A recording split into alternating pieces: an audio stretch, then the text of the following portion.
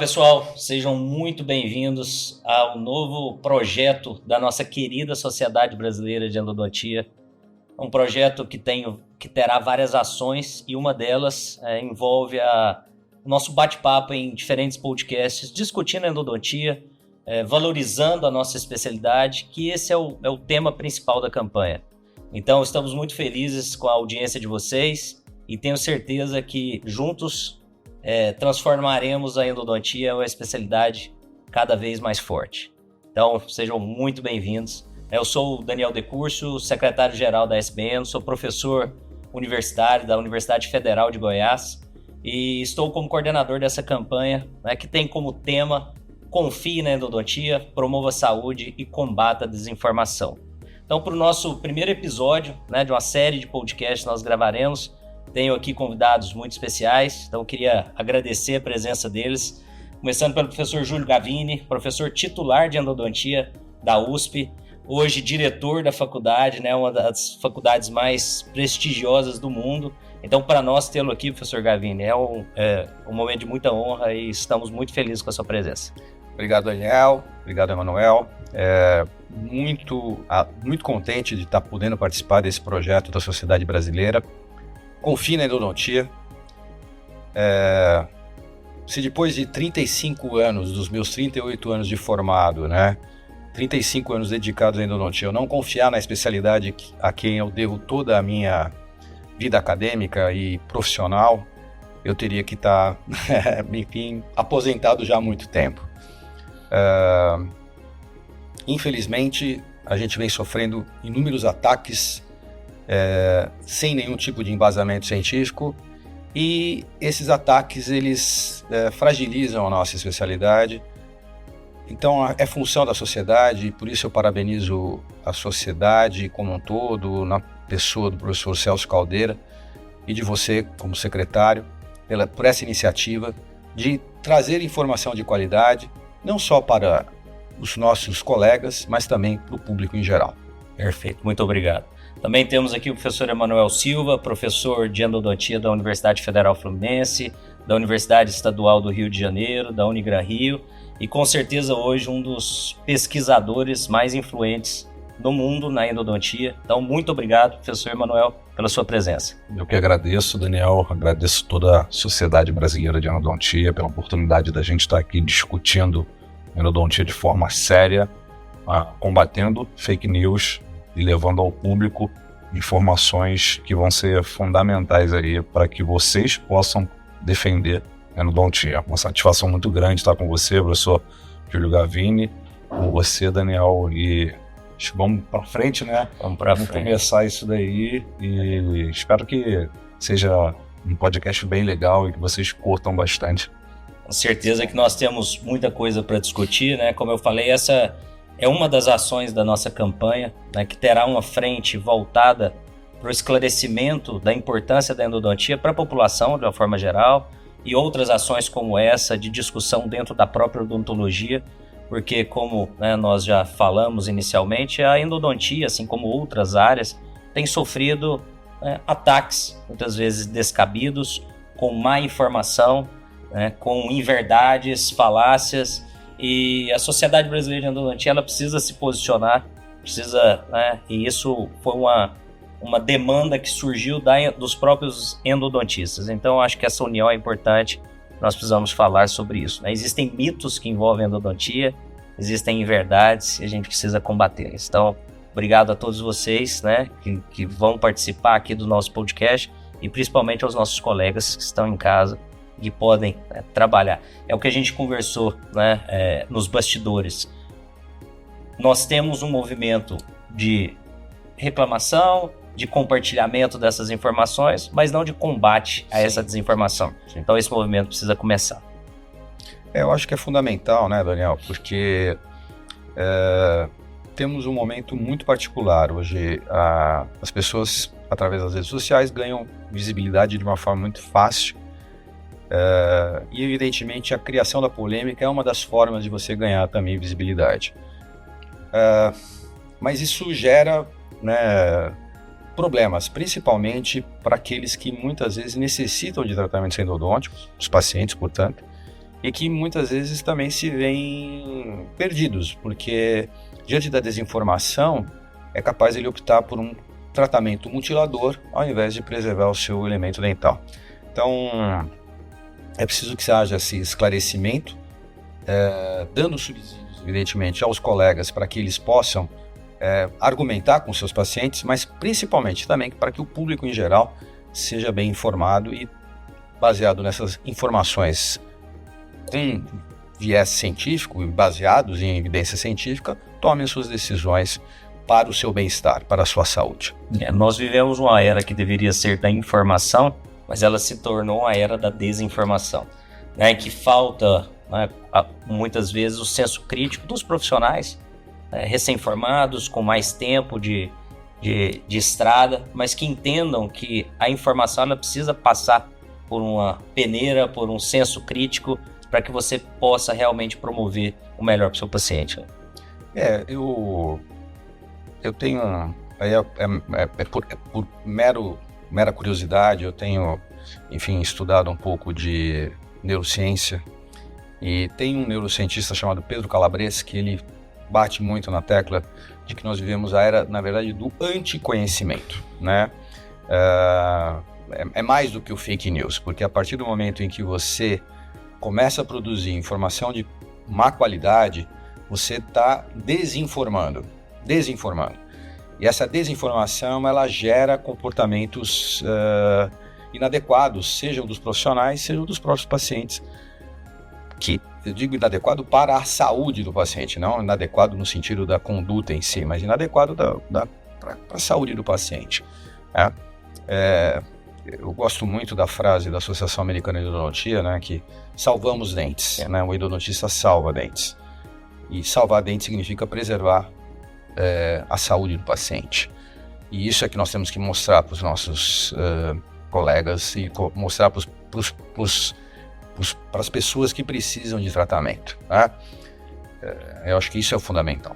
Que é exatamente o contrário dessa onda que a gente vem vendo aqui, né? Que a endodontia, ela é prejudicial à saúde sistêmica do paciente, né? Então a gente escuta aí, por exemplo, que um tratamento endodôntico você vai ter um cadáver na cavidade oral, né? E em detrimento totalmente ao que a Associação Americana de Endodontia fala, que a todas as sociedades falam, né? De endodontia e de odontologia do mundo inteiro falam, e em detrimento ao que a boa evidência demonstra de maneira muito clara. Não existe isso. Acho que esse é o primeiro fantasma que a gente tem que combater aqui. Nós temos robustez científica para mostrar que a endodontia ela dá certo. Só precisa ser bem executada. E tem uma característica muito interessante, né? Porque assim, desse argumento que é tão pobre, né? Outro dia me mandaram lá uma fala de uma dentista biológica, né? Que eu faço odontologia biológica, eu tenho certeza também que vocês fazem, porque a nossa base do conhecimento é biológico, né? Evidentemente. E aí eu fui assistir o vídeo, né? Enfim e tal. Aí eu comecei a achar, acho que ela fala isso por desconhecimento, né? E aí eu continuei a ver lá os rios que ela publicava, e ela pega um artigo do nosso colega Luciano Sintra, que é uma referência hoje, né, na medicina endodôntica, que é exatamente essa inter-relação entre as doenças endodônticas e as doenças sistêmicas e vice-versa, e ela deturpa completamente o artigo. Ele fala, né, sobre as questões de dentes portadores de necrose pulpar e periodontite apical sem tratamento endodôntico, e ela transporta isso para dentes com tratamento endodôntico. Então, assim, aquilo que eu achava que era ignorância, eu passei a achar que é má fé. Então, assim, ou em total incapacidade dela ler um artigo e ter um entendimento do que aquele artigo está discutindo. Então, só que aí lendo, né, e aí eu fui ver os comentários do Rios, e vários endodontistas conhecidos, o próprio Varley lá de Belo Horizonte, ele faz um comentário e ela apaga o comentário. Então, assim, tinham 35 comentários, todos aqueles comentários que tentavam debater, né, a ideia absurda que ela tentava passar através daquele Rios, ela apagou. E tinha alguns comentários de pessoas leigas, e assim, um deles me chamou muito a atenção. Eu estou tão preocupado, a minha sobrinha de 7 anos já teve que fazer 2 tratamentos endodônticos. Olha que absurdo isso, né? Então isso tem um peso muito negativo, não só para a especialidade, porque a gente aqui não está defendendo a especialidade, nós estamos evidentemente defendendo o bem-estar do paciente, né? E isso causa um mal generalizado.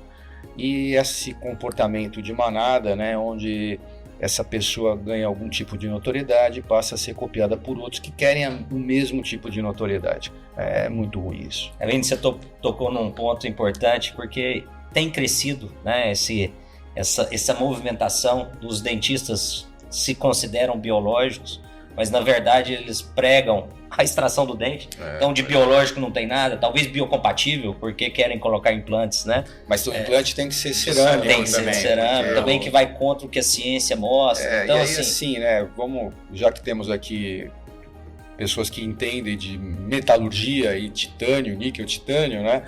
Assim, pode reparar, todas essas pessoas têm lá um videozinho de uma corrente de uma âncora de navio saindo totalmente enferrujada, e eles fazem analogia disso para o implante. Só que o implante não é feito de aço, né? O implante é feito de um metal que tem altíssima resistência à corrosão, que é o titânio. Então, assim, é um absurdo, né? Fora a formação da camada de óxido de titânio, que tem uma capacidade de evitar exatamente o efeito corrosivo, né? Então, assim, é má informação de todas as vertentes possíveis, né?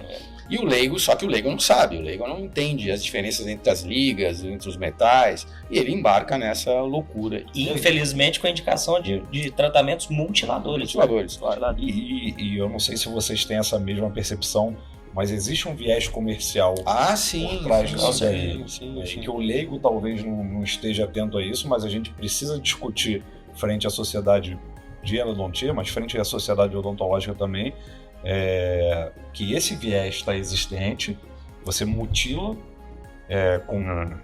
sem a necessidade, né, um sobretratamento e com grande interesse financeiro por trás disso tudo. Isso é muito claro, isso é muito nítido. Então a gente tem que discutir isso daí e levar para a população de não dentistas que existe um problema por trás disso daí, né? Isso é extremamente complicado. Mas voltando para um ponto de vista técnico, né? Porque eu acho que tem essa falha de interpretação, e aí eu concordo, não sei se é uma falha de interpretação pela pessoa não ter o conhecimento do método científico, ou se existe uma má fé ali. Vou usar até uma palavra mais pesada, um mau caratismo ali por trás disso daí. Porque deturpam conceitos que já são muito bem estabelecidos na endodontia. Então, por exemplo, a gente sabe que nem sempre a gente consegue eliminar totalmente, erradicar completamente os micro-organismos no interior do canal radicular. Mas isso não significa que a gente está deixando propositalmente, ou que esses micro-organismos eles vão ser capazes de perpetuar uma doença. E você tem só citando pelo menos um artigo do professor Siqueira, que ele coloca com muita clareza, né, exatamente o threshold, né, o limiar necessário de bactérias para que você tenha efetivamente a doença. Então, assim, tá muito claro que a gente não consegue esterilizar, mas que essa esterilização talvez não seja necessária a partir do momento que você tem uma população microbiana muito baixa, né? Até porque nós vivemos cheio de bactérias. O nosso organismo tem mais células microbianas do que células. Sim. Então, nós vivemos e não há nada mais contaminado do que a cavidade oral. Exatamente. Então, veja, quando eu fiz lá meu curso de graduação, nos idos de 82, 83, se falavam em 400 espécies microbianas, hoje se fala em mais de 1000 espécies bacterianas vivendo na cavidade oral. Então, veja, a presença da bactéria não caracteriza a infecção, né? Isso não são coisas distintas. Desconhecimento ou má fé. E você trouxe, né, o nome do Luciano, inclusive ele estará aqui conosco no podcast futuro, discutindo essa relação da medicina endodôntica, justamente porque as pessoas têm deturpado essa informação, né? A doença, sim, ela tem uma repercussão sistêmica, mas a endodontia, ela trata a doença. Sim, né? O sim, nosso sim. objetivo é esse combate. E com previsibilidade. Altas taxas de sucesso, isso tem que ficar claro aqui. O Siqueira faz na aula dele um comparativo, né, das taxas de sucesso que nós temos. Então, o tratamento ele tem uma altíssima taxa de sucesso, mais de 90%. O retratamento bem realizado, altas taxas de sucesso. A cirurgia parodontológica, a mesma coisa. Então, a endodontia ela tem recursos para manutenção, né, da unidade funcional do dente antes da excelente opção, que é a colocação do implante quando o dente está condenado. E durante, novamente, né, assim, esse é um entendimento que eu tenho já da minha formação. Quando você pensa em diagnóstico, evidentemente não é apenas o reconhecimento do problema que o paciente tem, é o reconhecimento do problema, o entendimento das possibilidades terapêuticas e baseado em previsibilidade e viabilidade, você vai fazer a melhor escolha, sem queimar etapas. Exato. Sem queimar etapas. Eu mesmo tenho uma experiência pessoal minha, eu tive um acidente ortopédico há uns anos atrás. Na verdade, eu fraturei os 2 pulsos, tá? E no meu pulso esquerdo eu precisava passar por uma cirurgia. Eu tenho aqui 7 parafusos e uma placa, e o direito eu apenas imobilizei, né? Então, imaginem que eu passei uns 3-4 meses, os meus 3-4 meses piores da minha vida. Meu ortopedista que me atendeu na hora, ele falou assim: olha, nós temos que operar o esquerdo, o direito imobiliza. Mais ou menos uma semana, 10 dias depois, você já vai começar a fazer fisioterapia com o esquerdo, o direito vai demorar mais tempo. E eu virei para ele e falei assim: mas então opera os dois, eu quero operar os dois, porque eu quero voltar. Ele falou: então, a gente não queima etapas, não tem indicação cirúrgica, e é assim que a gente trabalha. E veja, quando eu opto pela extração de um dente que não precisa, eu queimei uma etapa. Quando eu opto por um tratamento inadequado, eu privei o paciente da possibilidade dele manter o elemento dental, que por mais 5, 10, 15, 20 ou até a vida toda dele, né? E essa ideia também de que o implante não dá intercorrência, a gente sabe que também não é verdadeira. Quer dizer, aliás, inúmeros estudos mostram que há uma certa equivalência até, ou se bobear, o implante dá mais intercorrência do que o próprio tem que tratar desfonticamente. Então, assim, eu estou olhando o quê? O bem-estar do paciente? Ou eu estou olhando o meu... Porque também muita gente indica a extração por desconhecer um bom tratamento endodôntico, como se realiza um bom tratamento endodôntico. Essa é uma questão que precisa ser discutida. Eu não vou me meter a fazer o que eu não sei. Então, se eu não sei, eu vou buscar ajuda, eu vou encaminhar para quem sabe, eu vou pedir uma segunda opinião. É assim que a gente, né, trabalha, não é assim. Então, é complexo, mas nós vamos ter um papel esclarecedor, indiscutível. Um grande problema que nós vivenciamos muitas vezes é o profissional transferir para o caso do paciente uma limitação dele. Sim, exatamente. Ele não consegue realizar o procedimento, por exemplo, o tratamento endodôntico bem executado, mas ele tem, né, como domínio uma outra forma de reabilitar. Então ele transforma o caso, ele adapta o caso para as suas habilidades. E não pode ser, isso não é promoção de saúde. Que né, eu sempre falo que, né, diagnóstico, terapia, execução e seleção de caso, né? Assim, esse caso, pela complexidade dele, eu tenho condição de resolver, eu sei resolver, eu tenho habilidade para isso, ou eu preciso encaminhar para alguém que tem essa habilidade? Essa é uma questão que precisa ser muito bem discutida, né? Então, mas como muitas vezes falta diagnóstico e planejamento, falha a seleção do caso, né? Se um caso é de insucesso, antes de você intervir, você precisa entender por que ele falhou, qual é a causa. É uma causa anatômica, ligada a uma causa microbiana, é uma falha técnica. A reintervenção não cirúrgica vai resolver o problema? Já é uma indicação da reintervenção cirúrgica? Que tipo de restauração ele tem? É uma restauração definitiva, uma restauração provisória? Eu tenho um núcleo metálico, eu tenho um... Por que falhou, né? Precisa definir por que falhou. Tentar entender a causa. Né? As pessoas querem executar um tratamento sem entender a motivação dele. Então, é fundamental ter esse entendimento. É fundamental. É saber que a odontologia não é endodontia, ela não é tecnicista, né? Não. Nós temos ferramentas fantásticas em todas as áreas. A evolução da odontologia nas últimas décadas, nos últimos anos, foi incrível. mas essas ferramentas elas precisam estar ligadas e linkadas a um bom diagnóstico, um planejamento assertivo. Acho que esse é um ponto fundamental. Com certeza, não tenho dúvida nenhuma disso. Agora, que eu acho que a gente tem que ajudar a população de endodontistas como se defender desse tipo de crítica. E essa ferramenta que a gente está criando aqui na forma de podcast, ela pode ser materializada também em uma ferramenta pro endodontista. Um protocolo de defesa pro endodontista, que eu acho que isso daí talvez também seja fundamental. Eu acho que você toca num ponto essencial, Emanuel, e assim, eu acho que todos aqui, né, os 3 aqui já passaram por essa experiência ao atender pacientes, do paciente fala assim, mas doutor, esse dente não está morto, por que ele dói, né? E na verdade o dente não está morto, ele está dessensibilizado. Na hora que na verdade a polpa é removida, né, ou porque é uma polpa com inflamação pulpar irreversível, eventualmente ela está necrótica, né? Na verdade o que eu tirei foi o elemento sensorial do dente. Tudo bem, ele tem um papel importantíssimo na formação do elemento e tudo mais. Agora, ao redor do dente, eu tenho estruturas vitais presentes, eu tenho vida, né? Eu tenho ligamento periodontal, eu tenho, enfim, tenho osso alveolar, eu tenho estruturas que estão vitais. A dor que ele está sentindo é desses componentes vitais ali, através de uma pericimentite, um contato prematuro, enfim, alguma coisa que está desencadeando a dor, até uma resposta do periápice em função do quadro infeccioso que está presente no interior do canal. Perfeito? Então veja, a gente precisa, o conceito não é o dente está morto, o dente está dessensibilizado, né?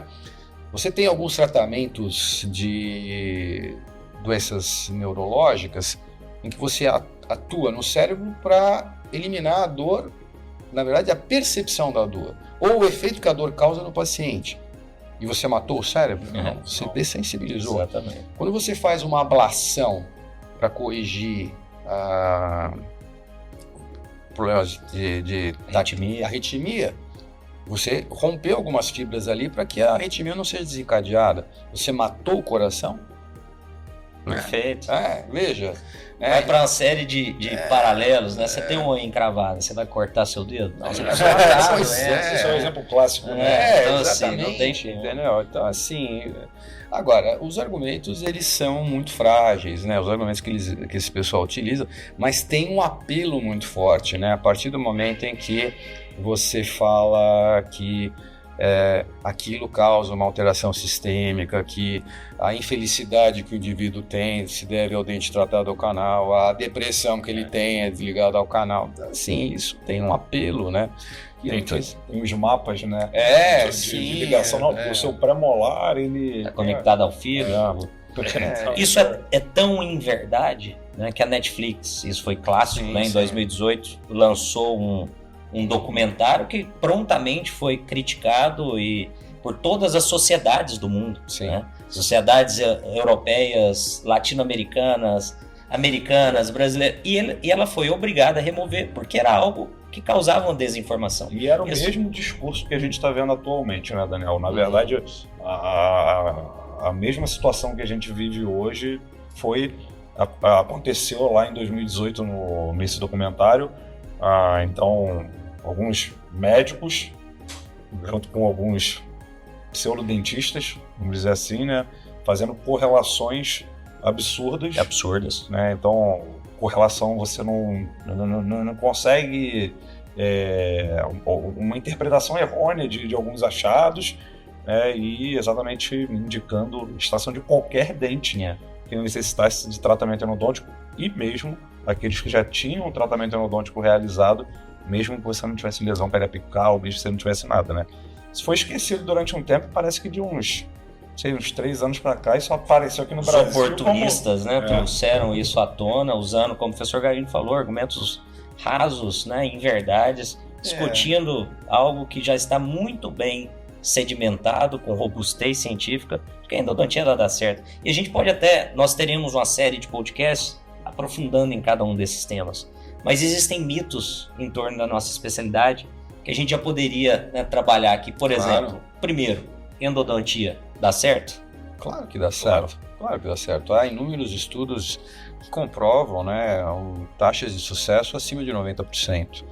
Então, eu queria, né, e assim, né, eu aqui também gostaria de trazer uma fala novamente do professor Siqueira, né, que aconteceu no Dental Canal, que assim, nós somos uma sociedade que pode utilizar o hipoclorito de sódio como um agente de descontaminação. Né? Imagina se a gente pudesse jogar hipoclorito dentro da bolsa periodontal, né?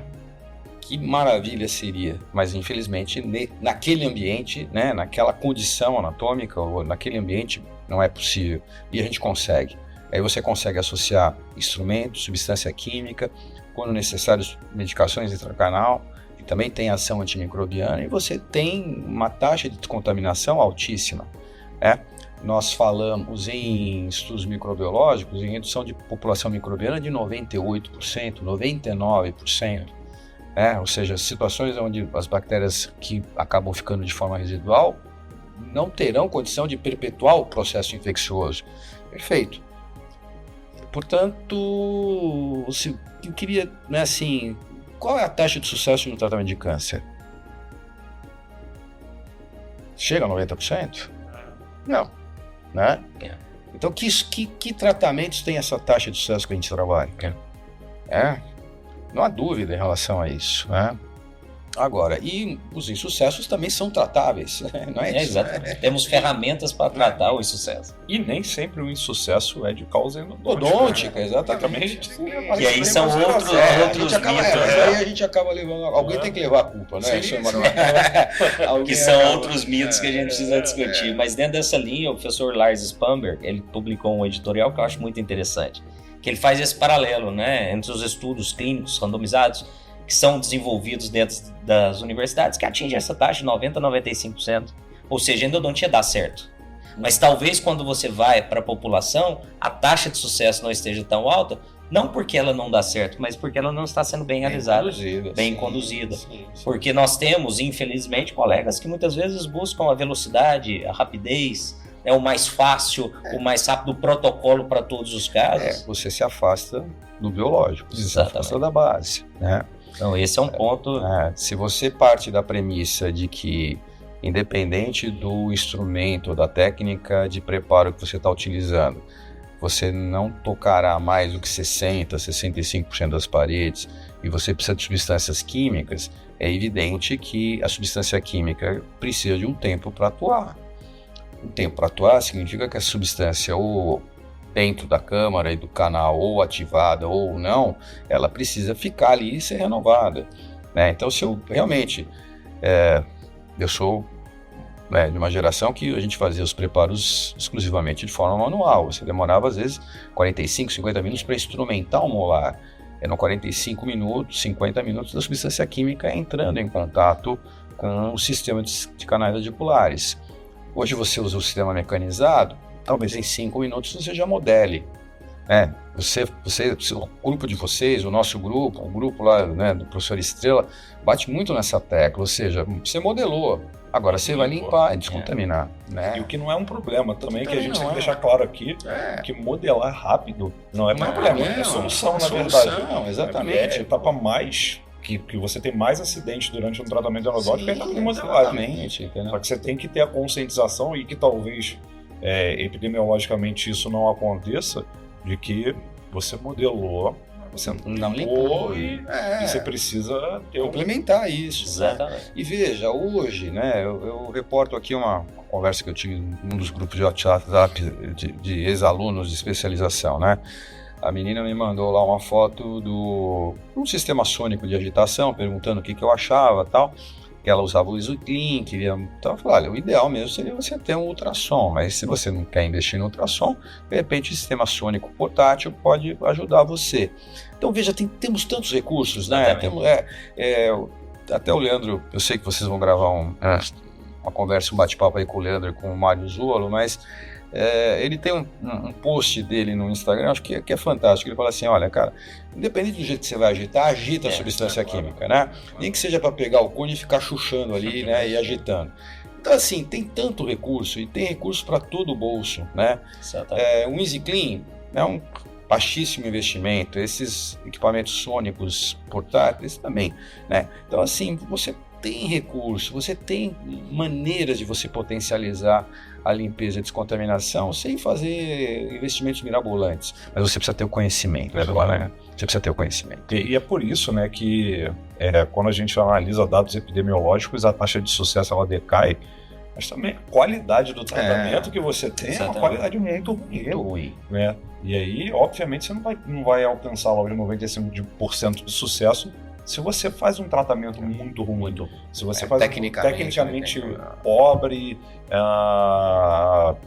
sem planejamento, sem planejamento e tudo, e esse argumento é que deve ser utilizado como defesa da endodontia, porque as pessoas vão atacar com os dados epidemiológicos, né? Mas aí o endodontista ele se defende quando ele mostra dados de um endodontista fazendo um tratamento endodôntico, como tem um trabalho clássico que eu sempre cito, que é o trabalho de Noboro. Sim.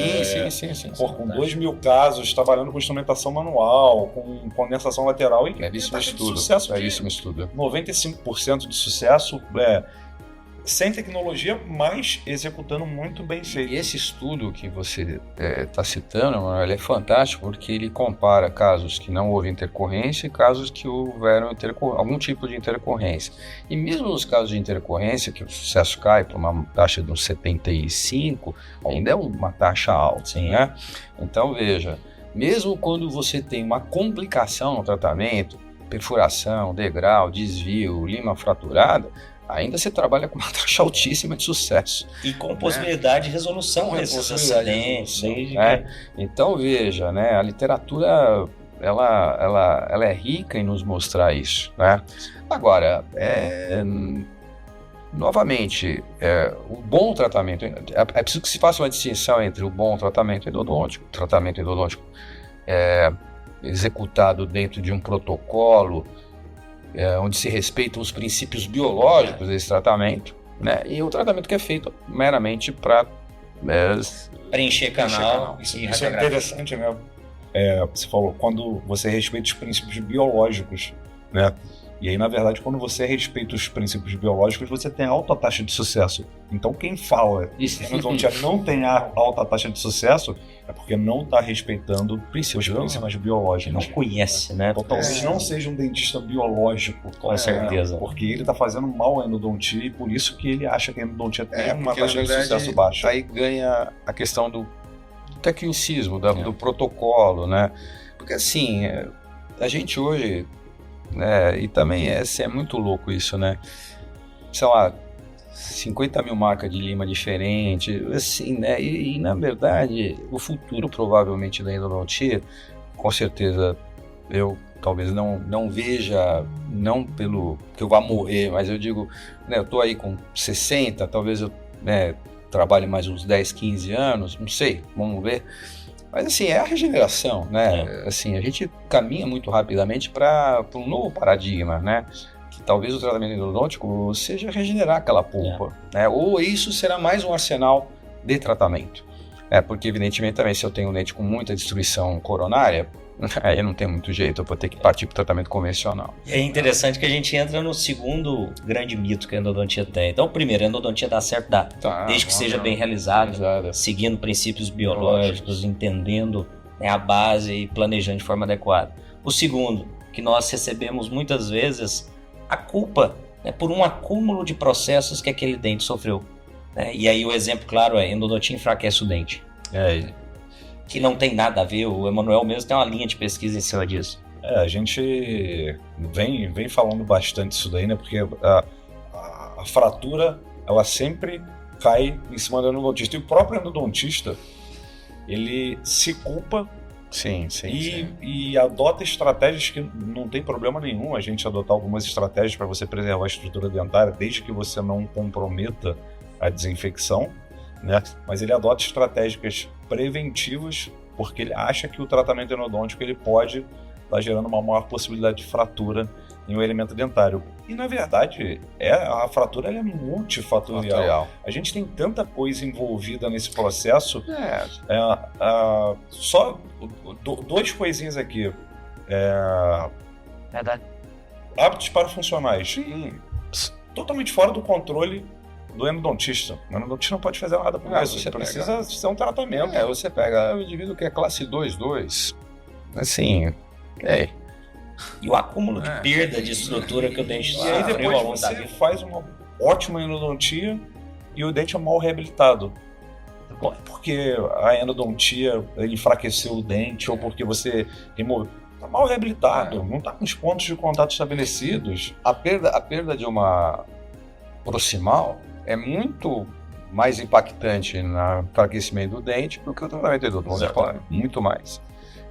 E aí, evidentemente, muitos dentes que nós vamos intervir endodonticamente são dentes que têm uma certa destruição. A grande maioria deles. Agora veja, mesmo hoje, assim, quantas possibilidades nós temos de reconstrução desse dente antes de você começar até a intervenção endodôntica, Então, assim, veja, você tem maneiras de você reabilitá-lo até para a intervenção, É sensacional isso, Como evoluir os materiais, enfim, as possibilidades técnicas do que a gente passa, Então, assim, eu particularmente, quando eu tenho lá dentes que têm perdas proximais grandes, que poderiam até interferir na qualidade da minha irrigação, eu reconstruo o dente, entendeu? E aí a gente vai fazendo odontia, Então, veja, é óbvio que hoje se tem uma ideia, e o Emanuel tem uma linha muito forte nisso, muito bem sedimentada, a endodontia minimamente invasiva, Será que a gente precisa mesmo disso? Será que esse conceito é um conceito correto também? Acessos mínimos, lógico, não preciso talvez fazer aqueles acessos clássicos que nós fazíamos há 10, 15, 20 anos atrás, mas o problema, com certeza, está justamente na entrada do canal, aquele preparo cervical, sim, precisa, aquela coisa clássica que se usava largo 3, largo 4, gates 5, isso não tem mais espaço. Agora eu pergunto, e o ápice? É zona de fragilidade? Será? E aí, assim, eu vou fazer uma instrumentação mínima, parando na 20, conicidade 0,6, para não enfraquecer o dente. Só que eu usei uma conicidade 0,6 também, não é isso? E aí, como é que fica lá em cima? Então, veja, eu quero justificar o injustificável, eu quero basear uma técnica nova naquilo que também não enfraquece o dente, então, E aí, qual é a interação do volume gigante de hipoclorito na estrutura dentinária a partir do momento que eu removo a parte orgânica dessa dentina, e aí sim, eu eventualmente posso fragilizar o dente, por uma relação, alterar a relação da dentina, Alguns pontos interessantes. O primeiro é que eu sou um colecionador de livros antigos de endodontia, eu adoro. Então tem a primeira edição do Ingle, se eu não me engano é 1960, posso estar equivocado, e eu peguei lá o capítulo de acesso, e é interessantíssimo que você pega, o acesso não tem nada divergente, o acesso ele é paralelo se não tiver convergente. Então no molar inferior, por exemplo, a distal ele é até um pouquinho convergente, E aí eu fiz numa apresentação minha uma foto desse acesso do Ingle com uma foto de um acesso conservador publicado num artigo no Journal of Odontics. E é exatamente a mesma coisa, Exatamente a mesma coisa. Então quando eu falo assim, a gente tem que fazer uma endodontia minimamente invasiva, sim, mas sem gerar nenhum detrimento ao tratamento endodôntico que possa comprometer o prognóstico. Exatamente. Ser conservador não significa não limpar, não sanificar. Exatamente. E mesmo, assim, aquela loucura, assim, faz 3 furinhos no teto e trata. Peraí, que aí? Como é que você vai... Se já com todo o acesso você não consegue tocar todas as paredes... Imagina isso de um ponto de vista epidemiológico. Simplificar o que não é simples. Não é simples. O tratamento endodôntico não é simples. Então é óbvio, nós temos ferramentas que vão proporcionar acessos mais conservadores, preparos um pouco mais conservadores, mas há necessidade de se ampliar, chegar naquela região apical. Eu diria mais, viu, Daniel? Assim, a endodontia é muito complexa, ela tem muitas etapas, você tem que ter domínio técnico de todas as etapas e, além disso, evidentemente, você tem que ter domínio associado ao conhecimento. Mas a odontologia ela é complexa, Claro. Então, assim, não dá para simplificar aquilo que é complexo. há muito tempo atrás, eu estava num evento, num congresso e tal, e com a história da mecanização, o palestrante chegou e pôs lá no fundo, né, tal, mostrando a técnica de preparo dele, com as limas que ele usava e tal, e pôs uma música, eu acho que é do Skank, sei lá, de fundo, né? Fácil, acho que não é Skank, é o Jota Quest, né? Fácil, extremamente. Cara, isso é um absurdo, não tem coisa fácil. Não tem coisa fácil, né? E até porque, assim, à medida que você vai se adestrando e ganhando conhecimento e adestramento, né, que são duas coisas que tem que caminhar juntas, você vai se habilitando a fazer coisas cada vez mais complexas, né?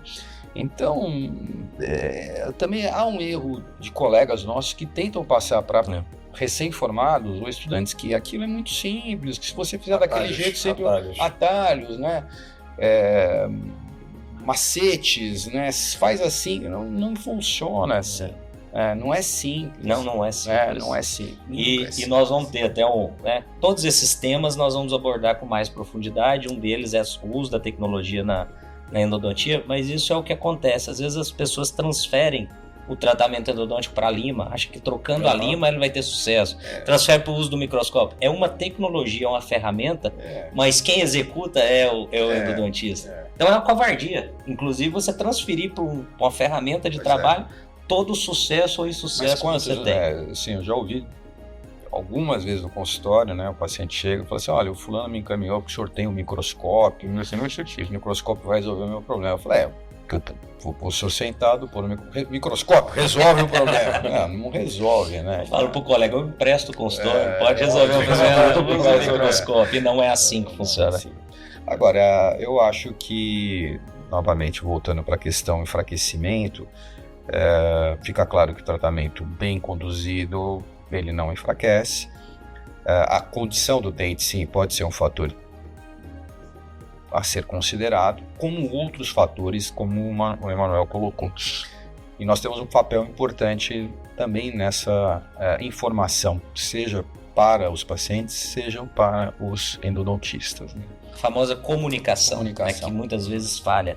O endodontista ele tem um papel fundamental de comunicação junto ao radiologista no momento do planejamento, entender as condições iniciais, né, para um bom diagnóstico. Ele tem um papel fundamental com a comunicação com o periodontista, nas situações em que envolvam, né, patologias da endodontia e principalmente com o reabilitador, né, porque essa comunicação é importante com o reabilitador. Nós também teremos aqui a presença do professor Garofalo num outro bate-papo futuro, justamente para a gente discutir essa inter-relação. Porque é importante entender que a endodontia ela não termina na obturação e há uma relação direta com a reabilitação. E para combater essas fake news é importante que o endodontista saia da casinha dele e converse com os colegas. Isso vai ser bom para tudo, né? Mas também para combater essas fake news, isso daí é importante. Mostrar que as inverdades não têm fundamento nenhum. E que a gente consegue sim fazer endodontia previsível, que a endodontia não enfraquece o dente, inclusive bem reabilitada você reestabelece quase a totalidade da resistência mecânica de um dente e se comunicar, né? Agregar as outras especialidades. A gente ficou muito isolado, né? E a gente talvez tenha que ter essa inter-relação um pouco maior, né, daqui para frente, que é o que o endodontista tem que trabalhar. Eu trago ainda, viu, Emanuel, um tema que eu acho que é fundamental, que é a educação continuada, né? Quem trabalha na área educacional hoje fala que a gente vive a era do lifelong learning, né? Ou seja, você vai ter que estudar a vida toda, independente da sua área de atuação, porque as coisas têm uma evolução muito rápida, há muita informação. Evidentemente você tem que estar treinado também para selecionar a informação de qualidade, que não é aquela que te convém, é a informação embasada em ciência. Isso tem uma diferença brutal, porque quando eu quiser justificar até uma conduta inadequada, eu vou encontrar informação para isso, mas não é isso que eu estou falando. Estou falando de buscar informação de qualidade. E aí, até um outro podcast, da Simoni com o Eudes, eu levantei esse problema, né? Ou seja, você fez especialização em endo nos anos 2000. E aí você nunca mais pisou num congresso de endodontia, você nunca mais fez um curso, você é endodontista? Eu não sei. Porque assim, as coisas mudaram tanto nesses últimos 24 anos e vão mudar muito mais. E você não se atualizou em absolutamente nada. Não pode ser um título estático. Você não é endodontista, você está como endodontista, como especialista. Por isso que eu entendo, eu não sei se nós vamos chegar a ver isso aqui no Brasil, o americano ele tem que defender o título, né, de uma certa forma, mostrando que ele está fazendo cursos, congressos, participando de atividades científicas. Ele tem que fazer uma certa pontuação anual para dizer, olha, realmente você ainda é especialista. Né? Então veja, né, temos congressos de excelente nível, de excelente qualidade, né, possibilidade de discussões científicas de altíssimo nível. Nós teremos agora em São Paulo, 16, 17, 18 de outubro, o Congresso Brasileiro de Endodontia, Congresso da Sociedade, a sua 16ª edição, oportunidade única, né, de estar discutindo endodontia no mais alto nível, assistindo às conferências, participando de hands-ons, workshops, e é preciso participar ativamente disso, né? Também um outro problema que a gente enfrenta hoje é a proliferação de uma série de congressos, né, que são congressos ou atividades caça-níqueis, e aí o endodontista, o clínico, ele também precisa diferenciar a qualidade dos eventos que ele participa, né? Porque, enfim, hoje, infelizmente, muita coisa é monetizada apenas para ser uma fonte de renda para quem está organizando. Então, quando você participa de um evento, de bons eventos científicos, você tem que valorizar isso e você tem que aproveitar essa oportunidade. Eu acho que é fundamental. É importante essa educação continuada, muito bem colocado. Nós temos eventos incríveis aqui no Brasil, mas que o endodontista ele precisa se reciclar sempre. Nós demos o primeiro passo nessa ideia da certificação. A Sociedade Brasileira de Endodontia tem um processo de certificação, mas que ele precisa ter mais robustez na participação dos próprios endodontistas. Se nós não valorizarmos as ações que a nossa sociedade, que nos representa, pratica, nós depois não podemos simplesmente reclamar que não há atividades sendo realizadas. Existem, mas precisamos nos unir e dar força a essas atividades em prol da especialidade. E tem que ser o orgulho do endodontista brasileiro ser certificado pela Sociedade Brasileira de Endodontista. O endodontista americano tem orgulho da sua sociedade, o endodontista europeu tem orgulho da sua sociedade. E nós, endodontistas brasileiros, a gente tem que ter orgulho da nossa sociedade, tem que correr atrás da certificação. Né? Além de todas as vantagens que a gente tem, tem que ser motivo de orgulho você, sei lá, ter um carinho, né, de ser reconhecido, né? Eu acho que é um reconhecimento. A certificação é um reconhecimento da sua qualificação como endodontista. Isso é fundamental. Eu concordo, né, plenamente, assino embaixo com o que vocês estão falando. E vejam, quando nós pensamos em América Latina, nós somos a maior sociedade, né? Assim, em termos de... Melhor, nós somos o maior número de endodontistas da América Latina. Nós estamos falando provavelmente hoje entre 17 mil e 18 mil dentistas registrados no Conselho como endodontistas. Esse número, a grosso modo, ele se aproxima muito ao número de oftalmologistas que existem no Brasil, né? Então, temos aí uma certa semelhança entre número de pessoas endodontistas e oftalmologistas. Um congresso de oftalmologia, o Congresso Brasileiro de Oftalmologia, ele tem em torno de 3.500 a 4.000 participantes. Não tem a totalidade, mas tem um número bastante expressivo. Os nossos congressos giram em torno de 1.000, 1.200, 1.300 entre presenças online e o presencial. É um número expressivo, indiscutivelmente, mas ainda eu acho que ele é muito modesto perto do número de endodontistas que nós temos. Então veja, essa é uma preocupação que nós temos que ter. Aonde esse endodontista está buscando conhecimento, se atualizar? É preciso entender isso, né? E aí, novamente, caímos no início, que é se ele se baseia apenas em rede social, a qualidade da informação ali é muito ruim. precisa saber selecionar os seus curadores, né? Mesmo que na rede social, nem toda informação ou grande parte da informação que está ali, ela precisa ser melhor avaliada. Eu tenho sempre esse pensamento, eu acho que a academia, a ciência, ela demorou a entrar nesse mundo, mas é um mundo de comunicação. Então nós precisamos levar essa informação e a sociedade tem buscado isso, não só para o endodontista, mas para a odontologia como um todo e a população, né? Que tem informações equivocadas sendo disseminadas.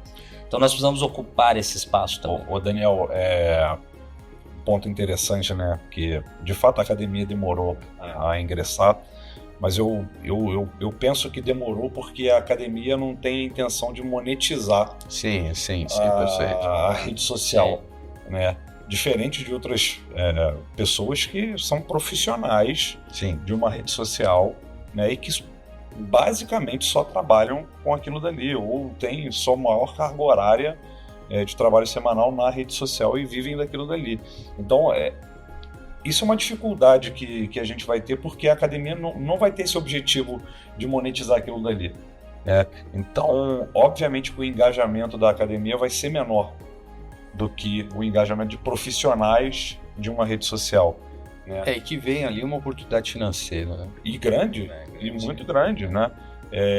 Então também o usuário ele tem que entender isso daí. Exatamente. Que o engajamento da academia ou das pessoas, e eu não digo nem só academia de formadores de opinião, que levam uma informação um pouco mais filtrada, um pouco melhor, um pouco mais apurada, talvez a participação, o engajamento dessas pessoas não vai ser tão grande como profissionais de uma rede social, porque, enfim. Até porque, veja, nós da academia temos outras demandas, né? Assim, entre você ter tempo livre para ficar fazendo o post e você fazer a sua pesquisa, levar a sério aquilo que você está estudando, você vai se dedicar à pesquisa, né? Então, assim, são coisas distintas. Agora, o público precisa entender essa diferença de qualidade, né? Voltando lá até para a fala inicial, que eu citei o Calabrese, o Pedro Calabrese, ele tem uma fala muito fantástica. Ele fala assim, para vocês qualificar o conteúdo da rede social, enfim, você tem que peneirar muito. Tem que peneirar muito para ter alguma informação de qualidade, né? E ele, obviamente, ele foca no conteúdo dele, que é autoconhecimento, enfim. E é um tema também muito atraente, né? Assim, todo mundo quer saber, se conhecer melhor, entender como a mente funciona e tudo mais. Perfeito. E mesmo aquilo que tem qualidade, ele fala, tem uma limitação de tempo. Porque você não tem como se aprofundar no conteúdo, né? Você tem lá, mesmo no YouTube, você tem um tempo. Então você não pode entrar em profundidade nos tópicos. Então mesmo as coisas de qualidade, são abordadas com uma certa superficialidade. E na nossa especialidade, vale as mesmas considerações, tá? Então, eu acho que por isso ganha importância a reciclagem, os congressos, né? Buscar informação de qualidade, né? Para a gente poder efetivamente ter uma melhora geral do tratamento endodôntico. São locais de informação, não de formação, exatamente. Que seja um livro atualizado. Que seja um livro atualizado, porque às vezes também o cara está estudando aquele livro de 1990, né? Acho que seja um livro atualizado, mas é uma informação minimamente de confiável, confiável, porque até agora também já começa um movimento também de autores que talvez não tenham que colocar ali no papel, mas que estão também daqui a pouco o livro também vai ser uma coisa que a gente vai ter que aprender a filtrar o que é válido e o que não é válido. Mas eu acho que a educação continuada tem que acontecer, atualizações, quem sabe até uma nova especialização. Eu já vi endodontista, já outra especialidade. Já passei, a gente já passou por isso. Por experiência também. Uma endodontista que era endodontista há 20 anos e quis fazer de novo o curso. Eu passei por essa experiência. O menino que fez especialização com a gente, em 98, e depois em 2010, 2012 ele veio fazer de novo, né? Porque ele falou, é totalmente diferente, é muito diferente. A especialidade é totalmente dinâmica, né? Totalmente dinâmica.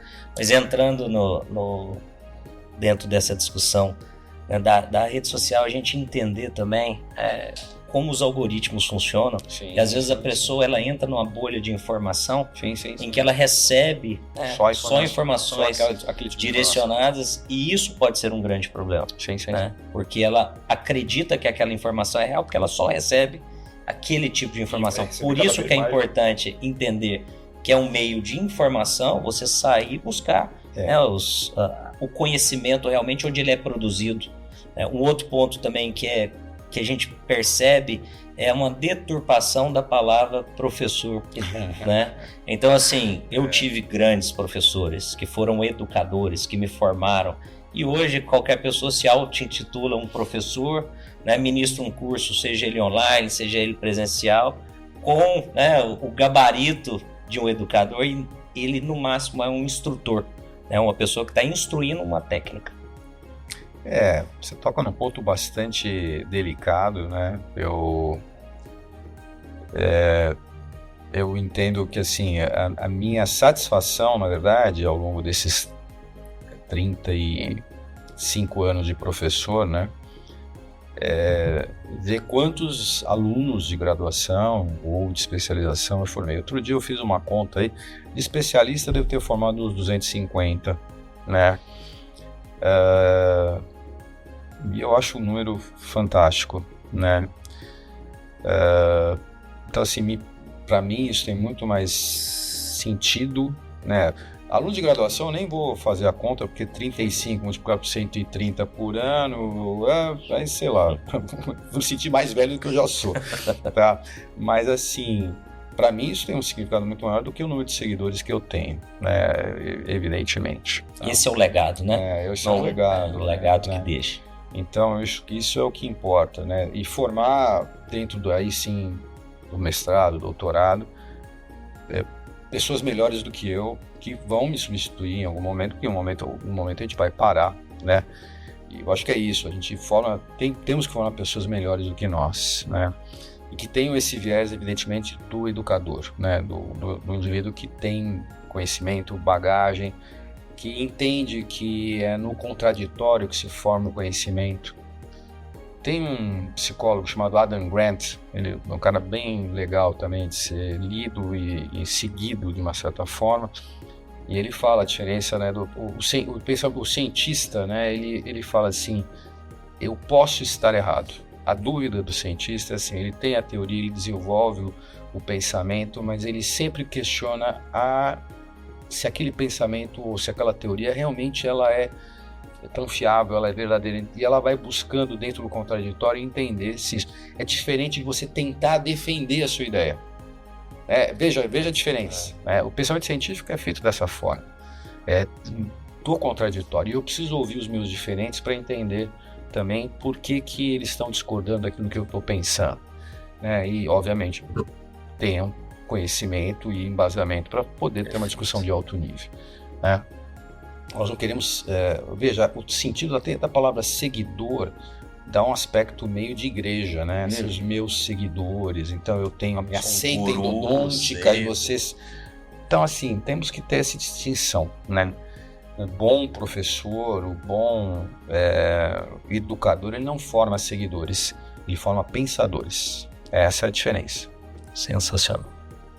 Esse é o caminho mesmo. Não, é impecável. Impecável, e é isso. E o ser professor é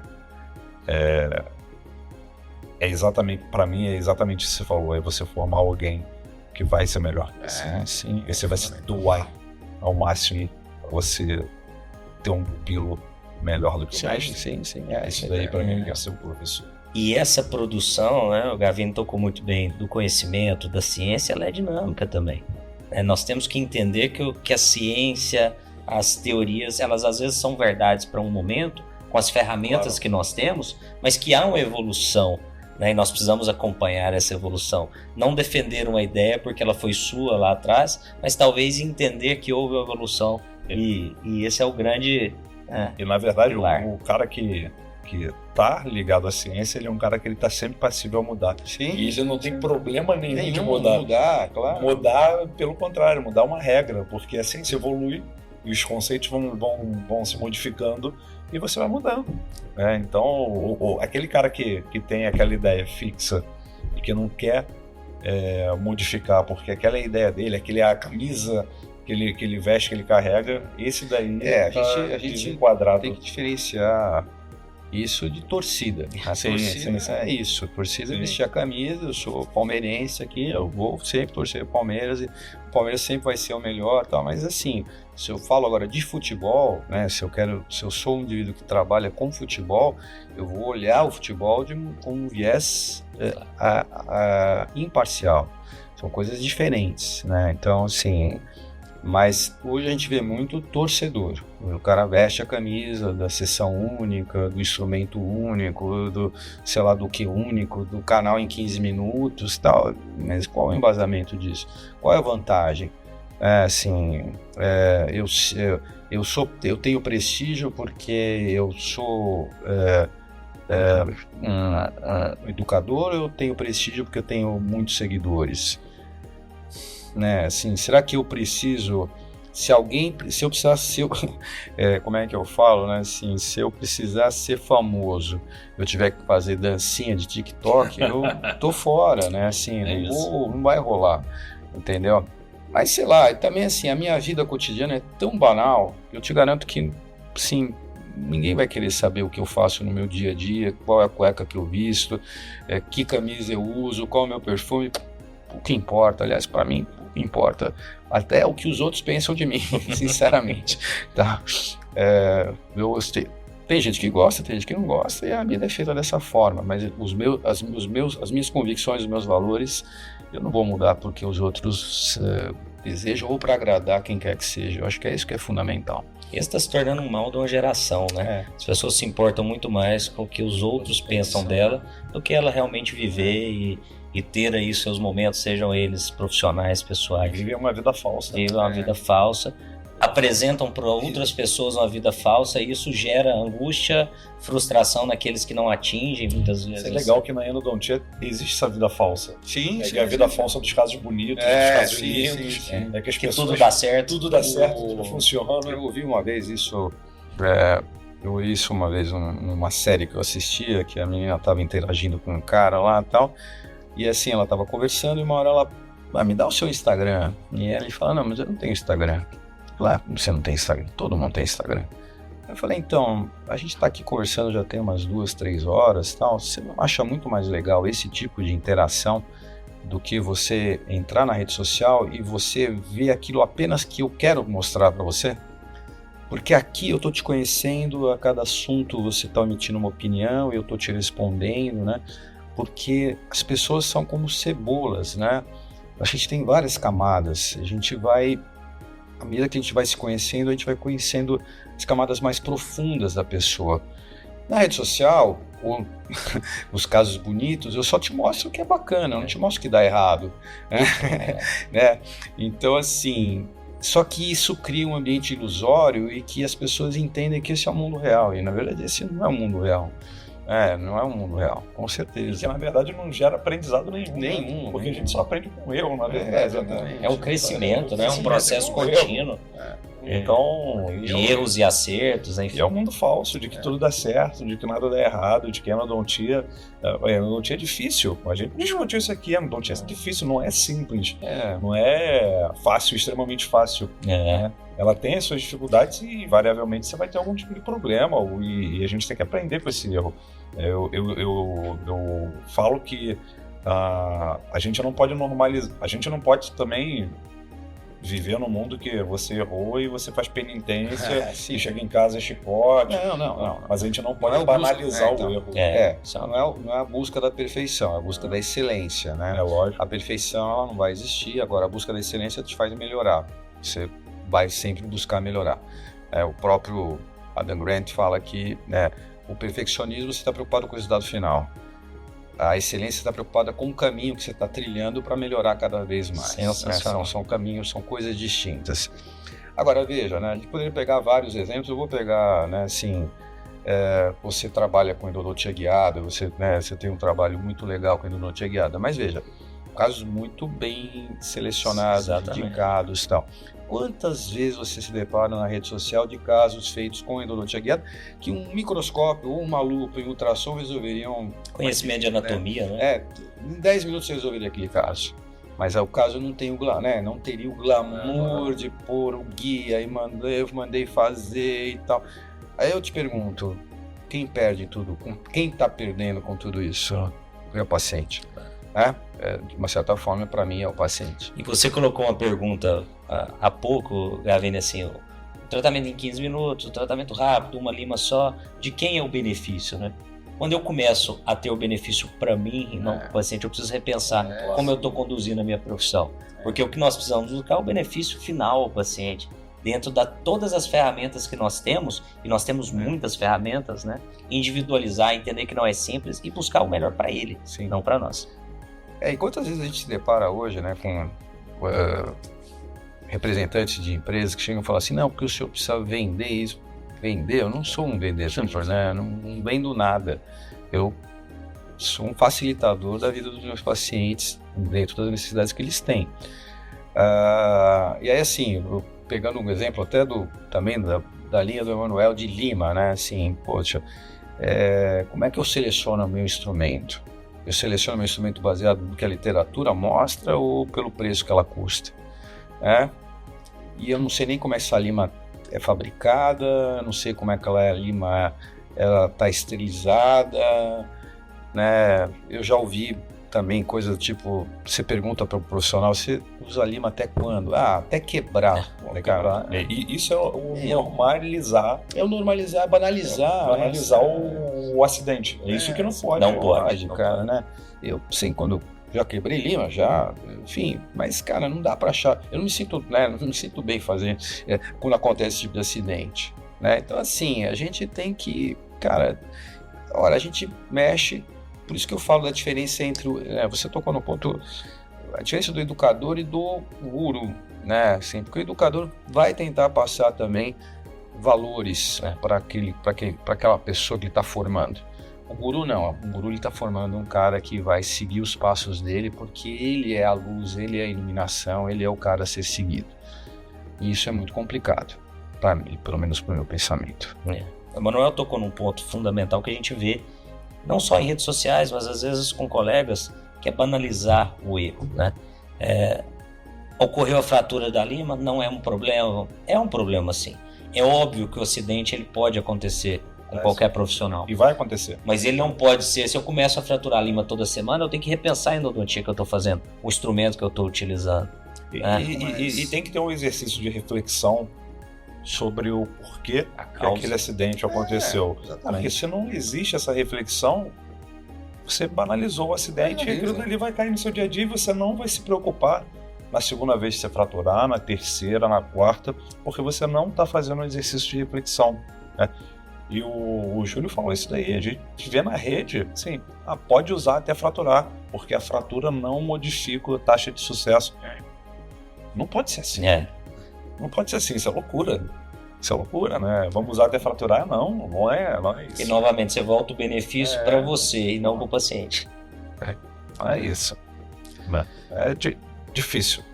Mas nós temos muitos mitos, tópicos e assuntos para debater. A ideia dessa sequência nossa de podcasts é justamente trazer com um pouco mais de profundidade esses tópicos. Então, é mais uma das ações da nossa sociedade para esclarecer, para fortalecer, para levar, né, informação qualificada tanto para o endodontista, o dentista e também para a população, que será uma dos braços dessa nossa campanha. Então eu queria, para a gente finalizar esse nosso primeiro bate-papo de vários, agradecer imensamente a presença de vocês e principalmente, né, essa disponibilidade que vocês sempre tiveram, não com a sociedade em si, mas com toda a endodontia brasileira, né, através da nossa sociedade brasileira, que é a grande representante que nós temos. Então, obrigado, professor Gavini, mais uma vez pela sua presença e por sempre trazer luz para nós, né, com reflexões incríveis. Na verdade, eu que agradeço, né? Estar aqui é um privilégio. Eu me sinto uma pessoa privilegiada do que a vida me deu. E que ela me deu está muito ligado à endodontia. E eu entendo que eu tenho, né, obrigação de passar um pouco daquilo que eu aprendi ao longo da minha vida profissional, acadêmica. E assim, eu parabenizo muito a iniciativa da sociedade.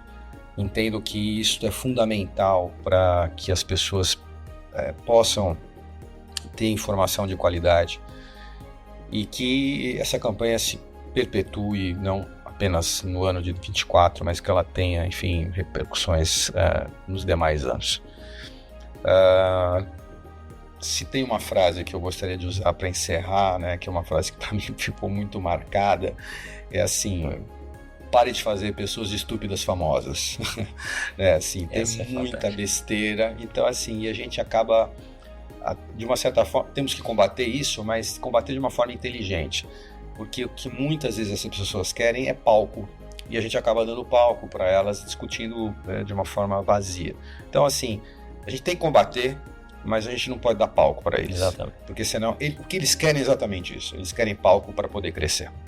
Parabéns e contem comigo no que for preciso. Obrigado, professor Gavino. Só fazendo um gancho aí, às vezes, né, esse compartilhamento que a gente faz de uma idiotice que é dita, dá notoriedade para a pessoa, dá engajamento na rede social. Perfeito. Então, o simples compartilhar já é um palco que nós estamos dentro. Concordo plenamente. Vamos discutir a endodontia séria, né, e deixar de lado as falácias e as inverdades que essas, né, eles vão com o tempo. Não existe nenhum deles que se perpetuou e que trouxe um legado, como você colocou aqui, de formação de pessoas, de recursos humanos.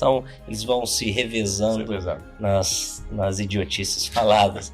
Sr. Manuel, muito obrigado mais uma vez aí pela sua disponibilidade. Veio do Rio para participar conosco aqui. Ontem a gente até falava, né, com o colega, o que vocês ganham com isso? Nada. A gente quer divulgar a endodontia, quer fortalecer a endodontia, porque é uma missão que nós temos enquanto professores, educadores, né, e defensores, né, da ética, da especialidade, da ciência, de uma clínica com embasamento científico. Então isso é fundamental. Então, muito obrigado pela sua participação. Nel, eu que agradeço. Eu tenho muito orgulho de ser brasileiro, tenho muito orgulho de ser endodontista e eu tenho muito orgulho da Sociedade Brasileira de Endodontia. Então, assim, para mim é uma satisfação, uma alegria muito grande poder participar aqui.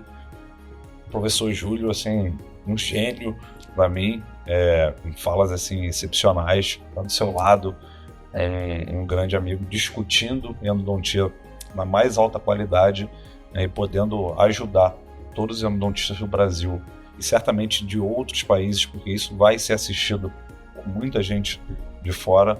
É uma alegria muito grande. Eu vou sempre vestir a camisa da sociedade, porque eu entendo que essa é a melhor forma da gente melhorar a nossa especialidade. Se juntando, se agrupando, discutindo e crescendo todo mundo junto. Né? Confie na endodontia. É isso aí. Temos que repetir isso daí. Perfeito. Então nós, né, agradecemos também a audiência de vocês e estarmos juntos nessa campanha, vestindo a camisa da sociedade. Eu acho que essa união ela vai, né, trazer força para a nossa campanha de valorização da endodontia.